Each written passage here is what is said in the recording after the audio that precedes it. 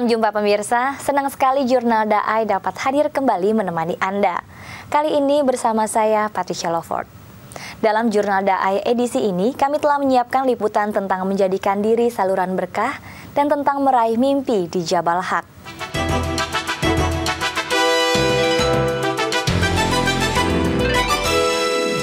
Peringatan bulan 7 penuh berkah tidak hanya sekedar perayaan. Melalui penampilan drama isyarat tangan Sutra Makna Tanpa Batas, setiap pribadi diajak untuk tekun, tulus, dan sungguh-sungguh membina diri dan membimbing orang lain. Setiap orang yang sudah menempuh jalan bodhisatwa, pada gilirannya menjadikan dirinya saluran berkah bagi sesama dan setiap makhluk. Keluarga Tan Kun Ling merasakan kasih yang memberi mereka kekuatan di tengah beratnya beban kehidupan. Melalui sikap berbakti, anak-anak mereka membawa berkah bagi keluarga. Sikap bakti pada orang tua dan sikap ulas asih pada sesama adalah pesan utama peringatan bulan 7 penuh berkah. Dan pesan ini perlu dihidupi setiap hari. Dalam Sutra Makna Tanpa Batas, setiap pribadi diajak untuk merenungi jalan bodhisatwa. Menjadi saluran berkah dalam masyarakat, terjun langsung ke masyarakat, untuk membina diri dan membimbing masyarakat ke arah hidup yang lebih baik. Hal ini bisa dilakukan dengan tanpa mengenal batasan, karena setiap manusia akan belajar dengan cara berbeda. Karakter manusia sangat unik, karenanya dalam membimbing diperlukan ketulusan, kesungguhan, dan keyakinan.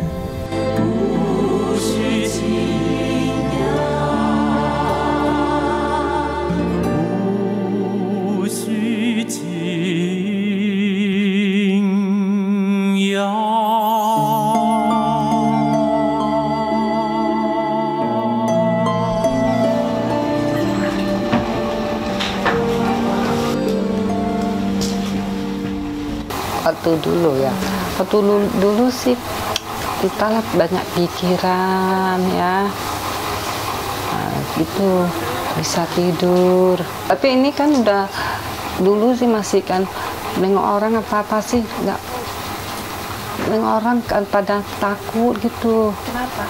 Nggak tahu sendiri, nggak mau ketemu orang, minder lah gitu. Nengok orang gitu rame tuh pusing. Iya, marah-marah terus aja. Entah apa yang dimarahin nggak tahu lah. Gitu.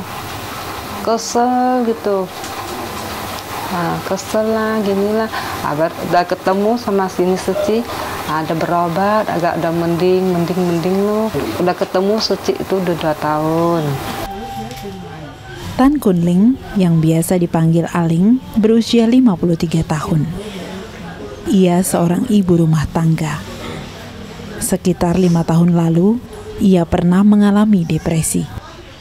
Penyebab utamanya kesulitan ekonomi keluarga. Kala itu, ia sulit untuk tidur di malam hari dan kerap marah tanpa sebab. Kadang-kadang sih ya ekonomi lah ya, kayak gini lah itu ya kan. Kita di sini Jakarta nggak ada saudara. Yalah sekarang ini mau kerja ya kan, mau kerja lah, cari duit gitu ya kan. Suami Aling, Matius, berusia 60 tahun. Mereka menikah tahun 1998. Matius pernah bekerja di sebuah gudang. Namun sejak mengalami sakit, ia berhenti bekerja. Aling pernah bekerja di toko beberapa waktu lalu, tetapi ia tidak dapat melanjutkannya. Kini, mereka mengerjakan pesanan gantungan kartu nama yang bisa dilakukan dari rumah. Penghasilan per hari mencapai 20 hingga 30 ribu rupiah. Ya Pak, cerita sama teman-teman dukung itu ya kita pergi lah gitu. Ya biasanya kita beli obat di luar gitu. Udah lama, udah pasrah hidupnya. Saya nggak ada saudara, sebatang kara. Ya bisa bersyukur lah karena bisa hidup aja gitu kan. Anak pertama mereka, Antonius, lahir pada tahun 2000 dan kini berusia 13 tahun. Duduk di kelas 1 SMP. Sementara Teresia, anak kedua, berusia 10 tahun, kelas 5 SD. Dulu, saat mengalami depresi, ibu mereka sempat membuat kedua anak ini khawatir. Tetapi dua anak ini tetap tahu berbakti. Anak-anak itu sih saya nggak urusin, nggak tahu. Wah, saya nggak mau tahu urusin, nggak mau tahu apa-apa. Sekarang sih apa-apa nggak cari mereka lah, ada agak apa loh ya kan, akrab gitu. Kedua anak Aling memperhatikan dan mengurus ibu mereka. Mereka juga selalu mendoakan sang ibu. Setelah bertemu dan ditangani Yayasan Buddha Seci, kedua anaknya senantiasa memberikan semangat. Penerimaan dan kasih anak-anak ini sangat berarti bagi sang ibu. Pertama kali memang dia harus menyadari dulu bahwa dia mengalami sakit. Biasanya yang suka aware itu selain dirinya adalah keluarga. Makanya support atau dukungan dari keluarga sangat penting. Ya. Keluarga itu kadang-kadang juga seringkali juga menjadi penghambat untuk masuk ke dalam suatu ranah pengobatan. Ya. Mereka merasa malu, nanti gimana, nanti punya keluarga yang stres atau apa. Saya rasa tidak demikian. Jadi dukungan keluarga, pengetahuan keluarga yang cukup, juga pengetahuan dari orang tersebut yang mengalaminya itu sangat penting. Jadi memang akan sangat berguna gitu bagi kepentingan dan kelanjutan dari pengobatannya nanti. Mereka tinggal di sebuah rumah sewa di daerah Jelambar, Jakarta Barat. Sejak bertemu dengan Yayasan Buddha Seci lebih dari 2 tahun lalu, mereka mendapat bantuan untuk biaya sewa rumah. Selain itu, anak mereka yang selalu mendapat ranking pertama di kelas juga menjadi anak asuh. Selain pandai, Teresia juga menjadi anak berprestasi.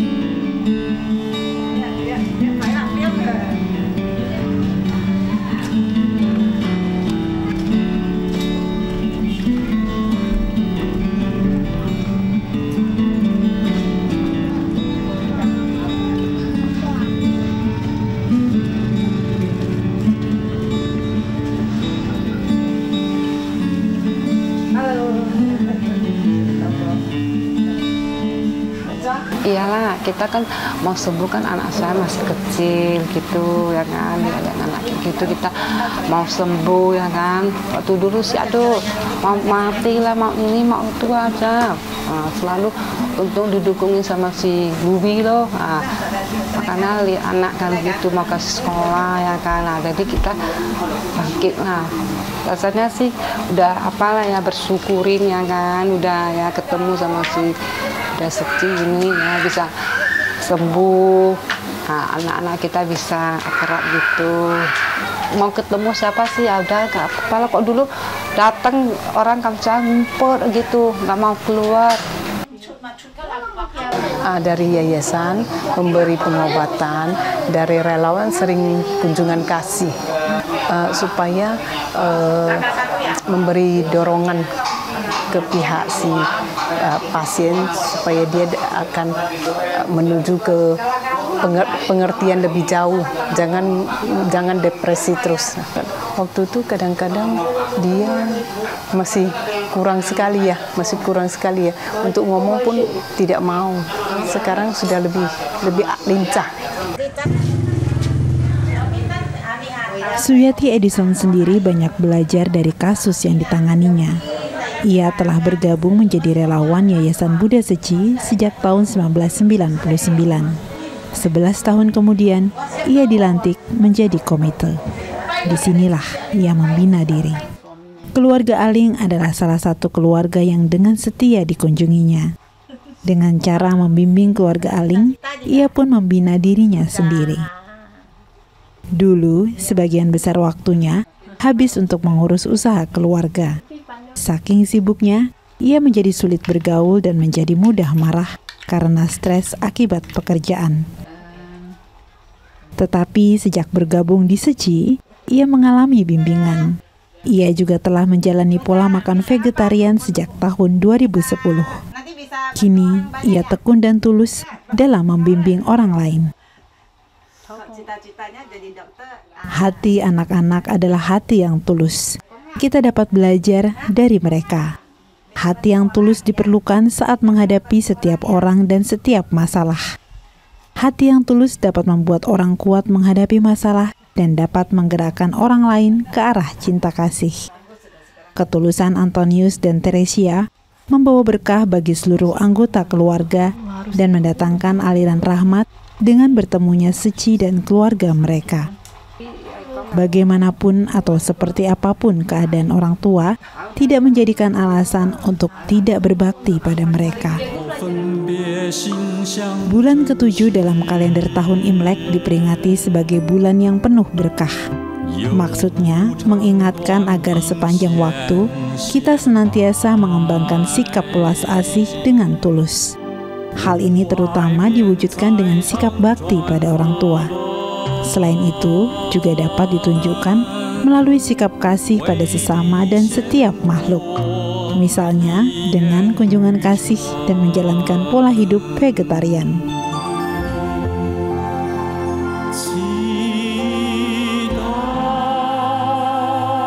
Dengan setia membina diri dan senantiasa menjaga pola pikir yang baik, segala sesuatu yang terjadi dapat disyukuri dan dilihat sebagai berkah. Mensyukuri berkah menjadi sarana awal untuk pada gilirannya menjadikan diri sendiri saluran berkah bagi orang lain.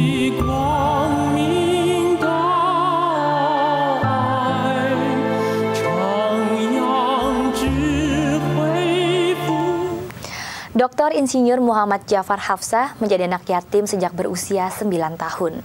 Karena sumbangsi seorang dermawan dan kerja keras, ia mencapai pendidikan tinggi dan berhasil dalam usahanya. Ia lalu ingin menyambung berkah itu dengan cara mendirikan Yayasan Muslim Jabal Haq pada tahun 1999. Didukung oleh seluruh keluarga, mulanya yayasan ini memberikan santunan kepada anak yatim dan duafa di setiap awal tahun pelajaran sekolah. Namun sejak 3 tahun lalu, mereka mendirikan asrama dan memberi beasiswa penuh bagi anak-anak kaum duafa yang terpilih. Saat ini Faradibah, anak kedua Muhammad Jafar, yang dipercaya melanjutkan kepemimpinan sang ayah. Ia menjadi ibu sekaligus sahabat bagi 24 anak laki-laki yang dibina di Jabal Haq.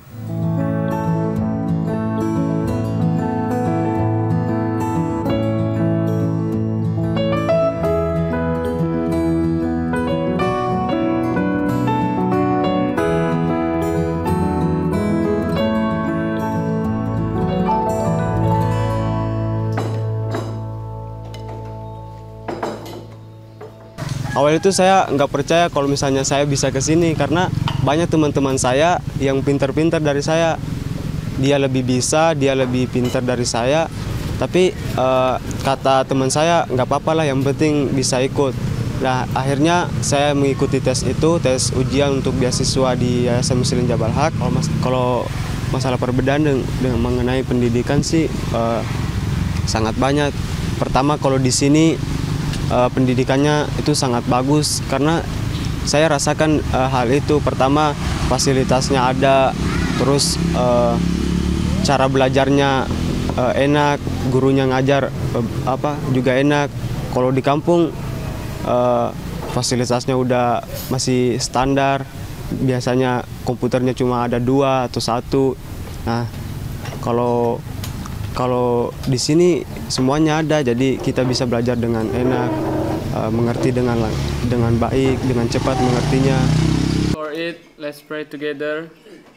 Bismillahirrahmanirrahim. Setelah lulus itu, beberapa hari kemudian baru kami dikumpulkan untuk pelepasan, dan di situ saya bertemu dengan kawan-kawan di sini dan akhirnya bisa sampai tempat ini.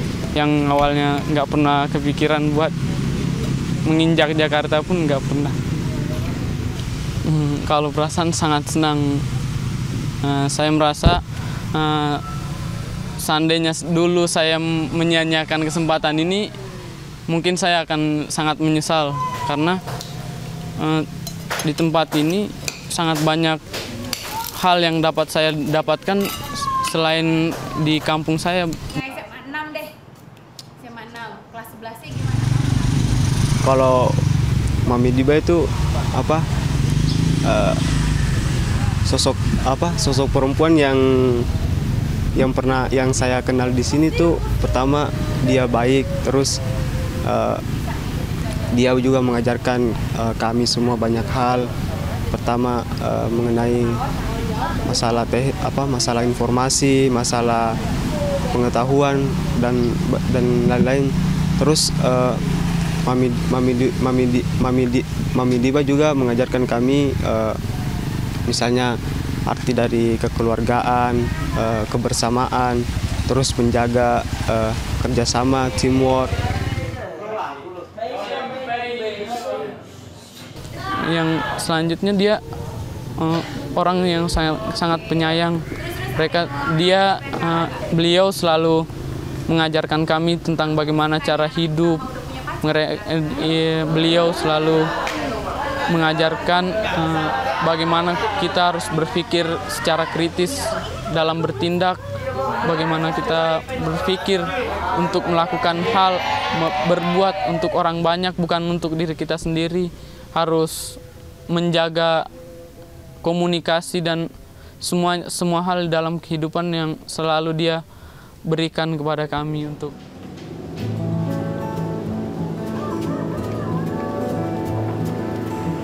24 anak laki-laki dari Provinsi Sulawesi Selatan tinggal bersama di rumah ini.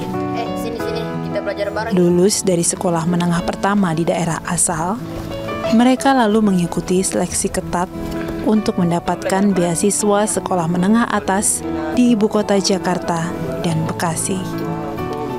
Di rumah ini, mereka tinggal dan belajar bersama. Selama 3 tahun, mereka terpisah secara fisik dari orang tua di kampung halaman dan fokus berjuang meraih mimpi.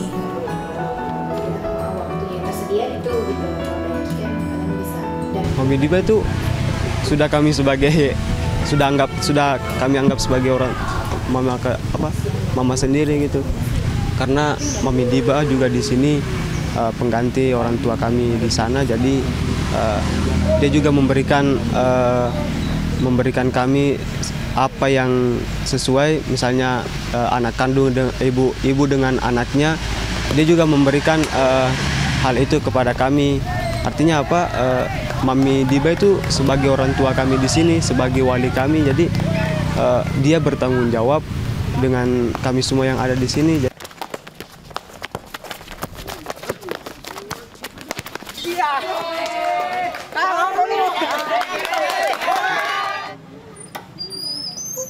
Farah Diba melanjutkan tugas kepemimpinan menjalankan Yayasan Muslim Jabal Haq. Farah Diba adalah anak kedua dari 4 bersaudara. Ia sendiri memiliki seorang putra kandung. Karena mengasuh ke-24 anak laki-laki, ia sering memperkenalkan dirinya sebagai ibu dari 25 anak laki-laki. Sebetulnya endingnya kita program ini, yayasan ini masih sampai pembiayaan selama SMA, baik sekolah, biaya hidup, allowance, artinya uang saku, uang transportasi, itu dari kami gitu. Dan selama 3 tahun mereka menyelesaikan SMA, karena kami mengambil anak-anak SMP, lulusan SMP untuk kita masukkan SMA. Pingin sekali yayasan bisa berkembang membiayai mereka sampai kuliah gitu. Tapi sampai detik ini kami belum mengarah ke sana. Yang kami lakukan adalah memfasilitasi, mempersiapkan individunya agar mereka berjuang sedemikian rupa supaya apa? Bisa kuliah dengan apa? Mungkin bekerja atau mungkin dengan beasiswa. Selain memegang peran sebagai seorang ibu dan memimpin sebuah yayasan, Farah Diba juga menjadi sekjen pada Asosiasi Ibu Menyusui Indonesia, AIMI. Ia percaya kasih sayang yang utama selalu dimulai dari keluarga, khususnya dari seorang ibu kepada anaknya. Itu sebabnya, kemanapun pergi, ia menekankan pentingnya hubungan kasih orang tua anak dan pentingnya memulai pendidikan dari rumah.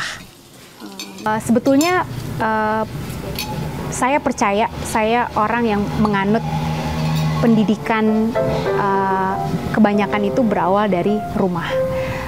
Value yang kita tanamkan selama di rumah itu sebanyak-banyaknya value yang dinilai positif gitu, yang memang menjadi prioritas dari keluarga itu gitu, dari kesepakatan pengasuhan si keluarga itu. Ini sebetulnya cita-cita keluarga kita itu berawal dari ayah saya. Ayah saya ini seseorang yang dulu anak yatim dan miskin. Ada seseorang yang membantu dia, memfasilitasi dia untuk sekolah, dan akhirnya bisa bersekolah tinggi, mengambil S3-nya sampai di Bogor, dan akhirnya bisa bisa berkarir gitu. Yayasan Muslim Jabal Haq berdiri sejak tahun 1999. Awalnya, yayasan ini memberikan santunan kepada yatim duafa di setiap awal masuk sekolah. Pada tahun 2010, yayasan keluarga ini mulai mendirikan asrama dan memberikan beasiswa. Kita menanamkan value, apalah bisa disebutkan, kalau di Rumah Kayu ini semua kegiatan yang mengarah kepada membentuk menjadi individu yang imtaknya baik dan ipteknya baik gitu. Jadi di sini ada hafalan Quran, ada memang mengaji dan membedah Al-Qur'annya. Jadi maknanya bisa digali di situ. Itu dari sisi agamanya. Ya. Lalu kita juga mengajarkan kepemimpinan, motivasi, kemandirian, apapun value yang sekiranya diperlukan bagi seorang individu untuk bertahan.